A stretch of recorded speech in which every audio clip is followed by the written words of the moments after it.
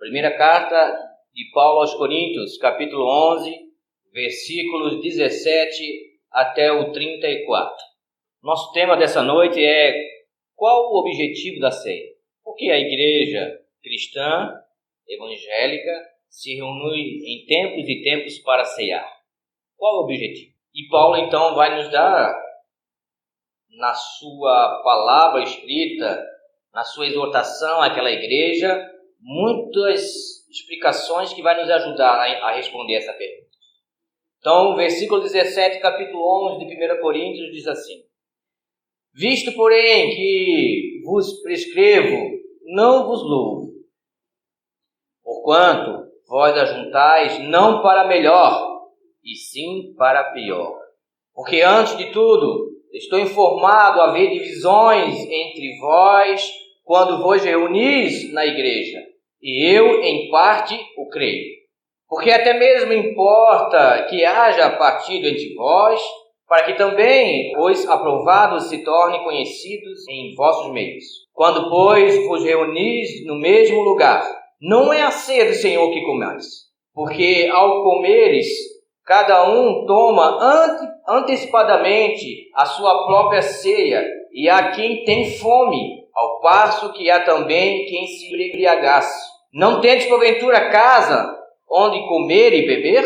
Ou menosprezais a igreja de Deus e envergonhais os que nada têm? Que vos direi? Louvar-te-ei? Nisto certamente não louvo vocês, porque eu recebi do Senhor o que também entreguei a vós, que o Senhor Jesus, na noite em que foi traído, tomou o pão, e tendo dado graças, o partiu e disse: isto é o meu corpo que é dado por vós. Fazei isto em memória de mim. Por semelhante modo, depois de haver ceado, tomou também um cálice, dizendo: este cálice é a nova aliança do meu sangue. Fazei isto todas as vezes que o beberdes em memória de mim. Porque todas as vezes que comerdes este pão e beberes o cálice, anunciais a morte do Senhor Jesus, até que ele venha. Por isso, aquele que come o pão ou bebe o cálice indignamente, será réu do corpo e do sangue do Senhor. Examine-se então o homem a si mesmo no seu profundo, e então coma do pão e beba do cálice. Pois quem come e bebe sem discernir o corpo, come e bebe para o juízo de si mesmo. Eis a razão porque há entre vós muitos fracos e doentes, e não poucos que dormem. Porque se vos julgasse, a vós mesmos não seríamos julgados. Mas quando julgados, somos disciplinados pelo Senhor, para não sermos condenados com o mundo. Assim, pois, irmãos meus, quando vos reunis para comer, esperais um pelos outros. Se alguém tem fome, coma em casa, a fim de não vos reunirdes para juízo. Quanto às demais coisas, eu as ordenarei quando for ter convosco. Amém?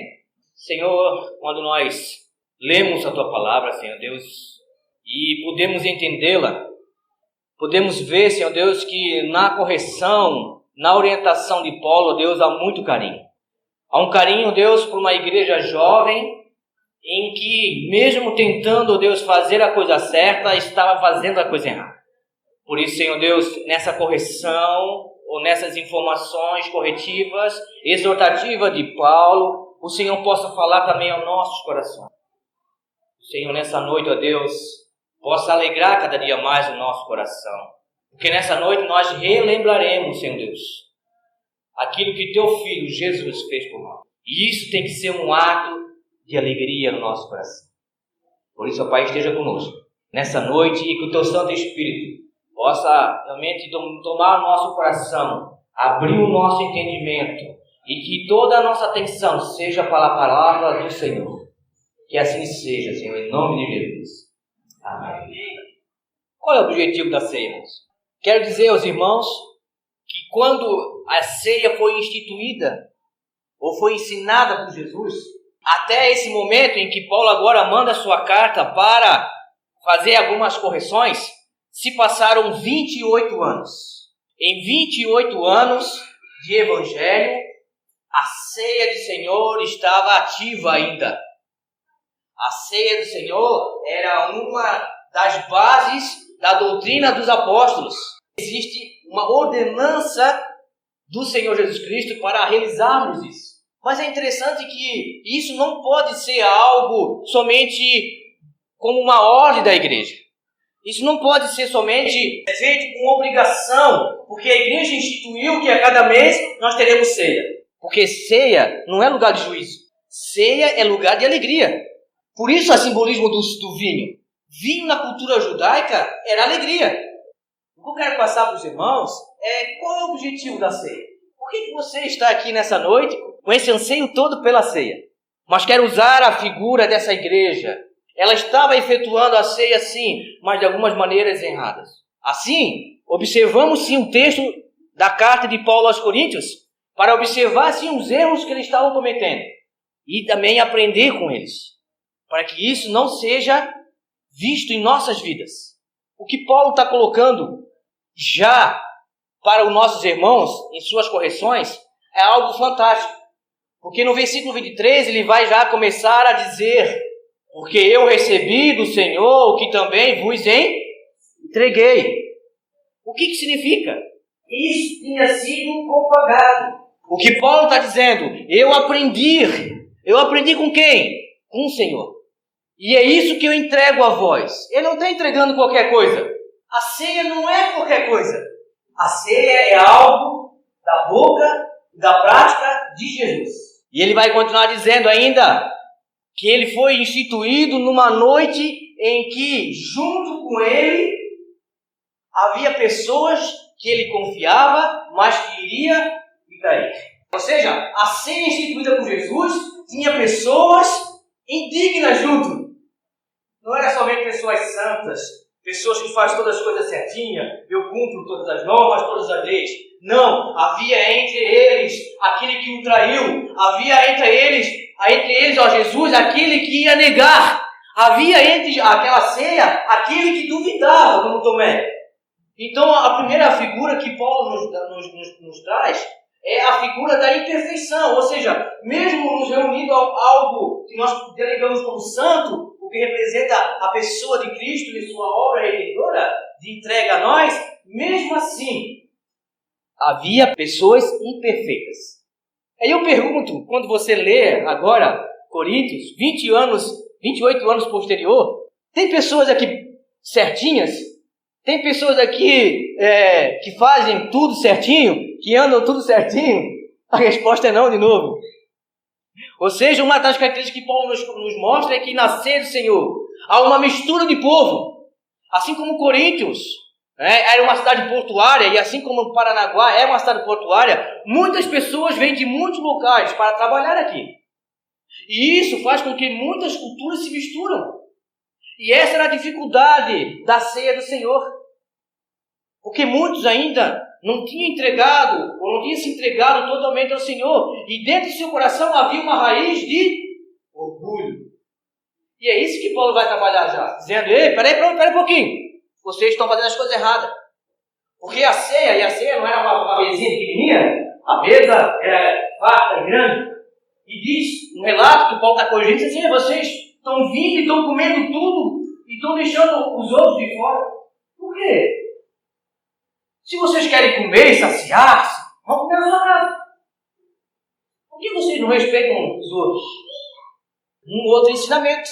Respeito. Olha para o seu lado. O irmão que está no seu lado, ou a irmã que está no seu lado, tem o mesmo objetivo que você na caminhada com o Senhor Jesus. Todo dia está pedindo misericórdia, todo dia está pedindo perdão. Nós somos todos iguais. Tira Jesus de nossa vida, que nós fizemos coisas imundas. Tira o Senhor Jesus do nosso coração, que nós somos mais fortes do que qualquer outra pessoa que está no mundo.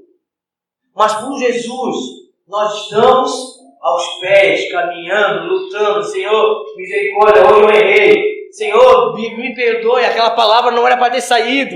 Senhor, me dê sabedoria, porque quando eu falo besteira, nós somos iguais. E é isso que Paulo está falando. Nós somos iguais em Cristo, mesmo imperfeitos humanamente. Paulo ainda vai dizer e vai agora fazer com os irmãos em Coríntios, façam um exercício. Ele agora começa a descrever aquilo que ocorreu na ceia do Senhor, quando Jesus se instituiu. Ele vai dizer, olha, eu recebi e aquilo que eu recebi eu passo a vocês. Que ele, dado graças, partiu o pão e disse, isto é o meu corpo que é dado a vós. Fazer isto em memória. Ele pegou o pão e fez algo que às vezes a gente esquece de fazer. Deu graças. Da graça somente faz aquele que tem um coração grato e tem reconhecimento que Deus é o que deu. Então, quando eu oro ao alimento, ou quando eu oro por alguma coisa, eu vou dizer, Senhor, o Senhor me deu. Obrigado porque o Senhor me deu. E o Senhor, então, demonstra, Paulo ensinando a igreja que Jesus, por ser ainda Filho de Deus, levantou o pão e deu graças. Agradeceu a Deus. Você já reparou que quando nós oramos, na primeira partida da oração nós já começamos a pedir e esquecemos de agradecer. E é para ser ao contrário. Nós devemos que agradecer em primeiro lugar. Agradecer pelo entendimento que o Senhor nos dá, pelo chamado que Ele nos fez, pela salvação. Por tudo aquilo que Ele tem já nos transformado, por tudo aquilo que Ele já tem nos mudado, nos transformado em nossas vidas. Então, Paulo está dizendo, Jesus mostrou gratidão na ceia. E vocês também têm que mostrar isso. Jesus também disse que a ceia não era para qualquer pessoa, mas disse que era para a memória de mim, dele mesmo. Ou seja, um dos objetivos da ceia é Jesus. É Jesus. E agora, quando Paulo diz assim, olhe para o passado, e vocês vão ver então aquilo que no começo foi feito. Jesus na mesa, agradecendo, dizendo, em memória de mim, vocês farão isso. E aqui é um exercício interessante, porque um dos objetivos também da ceia é mostrar aos irmãos, primeiro, olhar para o passado. Porque quando você olha para o passado, você vê a história de Jesus. Você vê a pessoa de Jesus. Você vê a sua entrega, a sua morte. E a ceia tem esse poder de nos remeter naquela noite tão sofrida que foi para Jesus. Ela também nos mostra o presente. E o presente é a continuação da lembrança. A lembrança é algo que tem que ser repetidas várias vezes. Para quê? Para que eu não me esqueça. Porque nós temos, como humano, nós temos uma facilidade tão grande de lembrar as coisas ruins e esquecer as coisas boas. O que Paulo e Jesus estão fazendo é lembrarmos daquilo que é bom para nós. A ceia é algo bom que grava em nossa mente aquilo que Deus fez de bom para a humanidade. 2000 anos à frente nós estamos e a ceia permanece na lembrança de muitos. E ele vai dizer ainda que agora a segunda etapa da ceia seria então o vinho, a semente da videira, em que essa semente agora, por ser esmagada e tirada o sumo, ele olha então para aquele copo, Jesus, para aquela taça. Cada vez então que ele passava, ele dizia, esse aí não é só um suco, isso aí não é só um vinho, isso agora tem uma simbologia que eu vou mostrar para vocês amanhã. Esse agora vai ser o meu sangue, um símbolo de libertação, um símbolo derramado em favor de muitos. E ele vai além, dizendo, isso é meu sangue da nova aliança. E Jesus dizendo, agora eu vou fazer uma nova aliança. E quando aos judeus se falava aliança, era algo sagrado. Porque no passado Deus fez uma aliança com Abraão, que separava ele para criar dele uma nação. Deus fez uma aliança com Moisés, dizendo, Moisés, agora esse povo, essa multidão de povo, é agora o meu povo. E agora vem Jesus e diz assim, esse sangue, esse vinho, essa simbologia, o derramado do meu sangue, é agora uma aliança com vocês. Só que é interessante que a aliança humana pode ser quebrada. Muitos casamentos, há o divórcio. Mas Deus não se divorcia dos seus. Ainda que o homem seja infiel, Deus permanece fiel. A ceia tem como objetivo relembrar o presente, o passado, e nos leva para o futuro. Vai nos dizer no versículo 26, porque todas as vezes que comesse este pão e bebesse do cálice, anunciais a morte do Senhor até que Ele... Aqui está a ordenança. Aqui está a chave da ceia. Nós relembramos, nós agradecemos e agora nós propagamos. Talvez a ceia fosse feita num lugar público e não dentro da igreja. Porque publicamente a mensagem da ceia é dizer que o Senhor salvou pelo seu sangue.